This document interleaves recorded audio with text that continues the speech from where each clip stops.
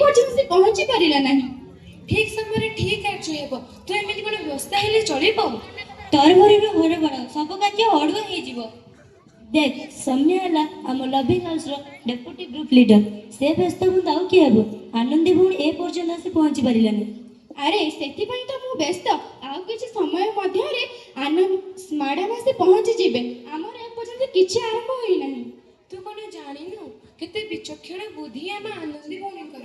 ସେଥିପାଇଁ ତ ଭଗବାନ ଆମକୁ ଆମ ଲଭିଂ ହାଉସର ଗ୍ରୁପ ଲିଡର ରୂପେ ତାଙ୍କୁ ବାଛିଛନ୍ତି।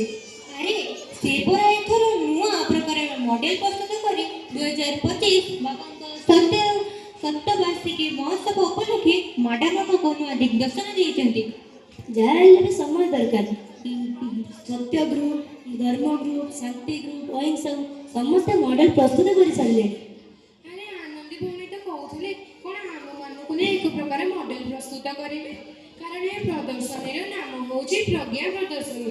ଏକ ନୂଆ ପ୍ରକାରର ଦିଗ୍ଦର୍ଶନ ଦେବ।